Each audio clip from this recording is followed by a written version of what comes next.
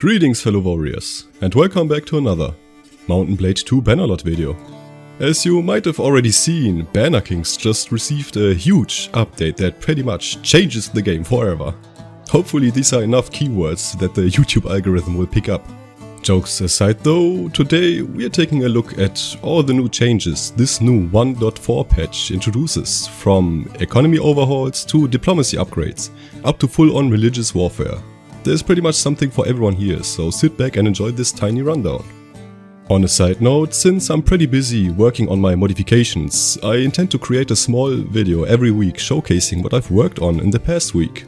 Nothing major, just 2 to 3 minutes of showing everything, explaining stuff, and yeah, in my opinion this would be a great way to get much more feedback and content from and on the channel.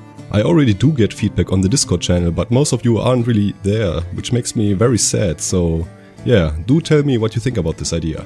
Also, since my latest video, the channel has seen a massive influx of new subscribers. This has been one of the biggest growth spikes in the past year, and I want to thank each and every one of you who took the time to press that sub button. If we keep this pace up, maybe next year we'll hit that 100k mark. And I can finally buy that Lambo. But other than that, let's dive in to today's video. First up, one of the biggest issues for me, performance. In the past, whenever I played with a Banner Kings mod, performance really dipped on the campaign map. Sometimes even parties on the other side of the world were visible, and small things like that really took you out of the immersion. Now with this patch, the author guarantees that you will have long and crashless campaigns, which means I'm really excited to be playing with this mod again. Let's take a look at the economy side of things first. There has been a lot of fief economy adjustments, and caravan parties have been reduced globally for both performance and trade balance. The gold supply in towns and castles has also been boosted, making managing your wealth a bit smoother. One of the coolest parts is that you can tweak the entire economy inside the MCM menu, where you can reduce or increase prices for food and trade goods. But keep in mind, this is still experimental, and one small change might influence the economy by a lot. Religions have always played a crucial role in the mod. Along with cultural flavor, faiths represent shared values, traditions and ideologies. One thing that I really do love about Banner Kings is that all its religions are lore-based. If there's existing Mount & Blade lore on a faith, the mod follows it. If not, they're based on historical inspirations fitting each culture. The only religion that is missing, in my honest opinion, is the religion of the House of Rolf. But other than that, I think the team behind the mod did a great job in finding all the lore bits and putting them here. Religious wars have been added. In Banner Kings, every war needs justification, whether it's reclaiming lost territory, invasion or other political motives. Now, faith-based conflicts are an option too. If a hostile faith is threatening your people, you can justify a holy war. Different religions have different levels of acceptance towards holy wars, and they require varying amounts of piety to wage. The main goal is to capture at least one fief for the holy war justification.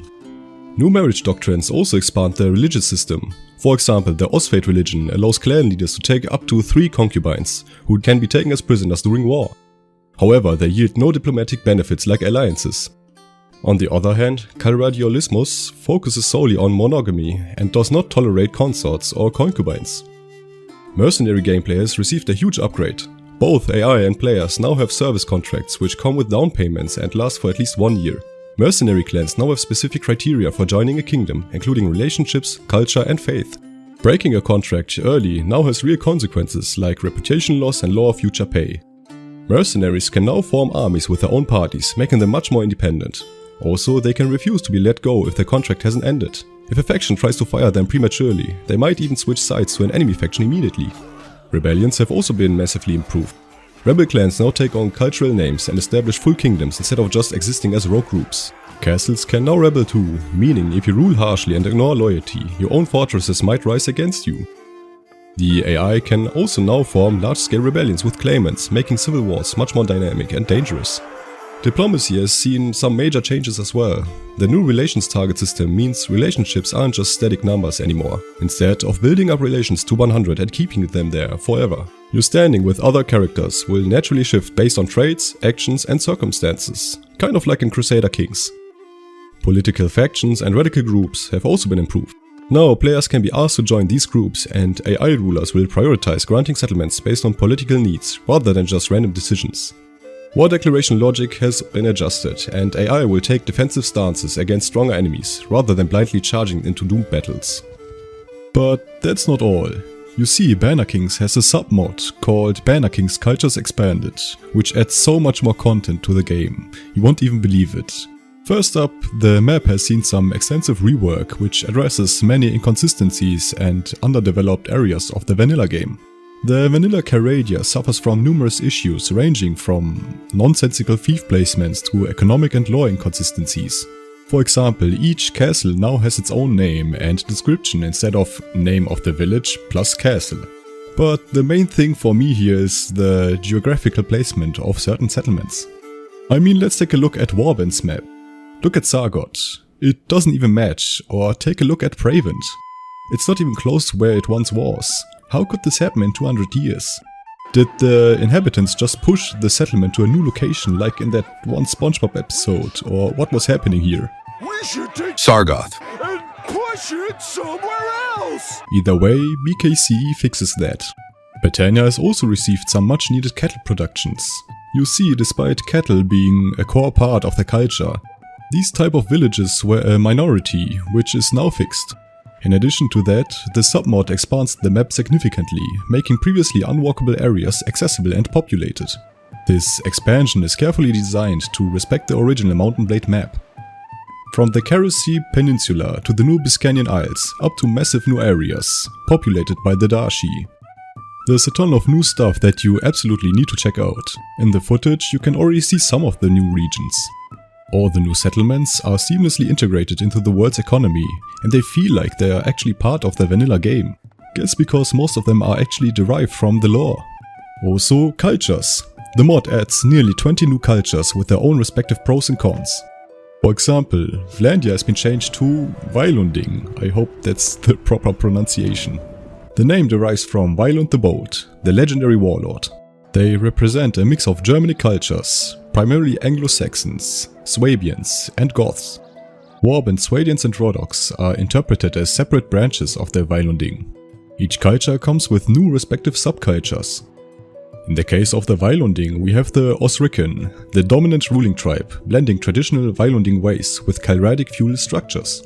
The nobility intermarried with the local population, adopting some imperial customs.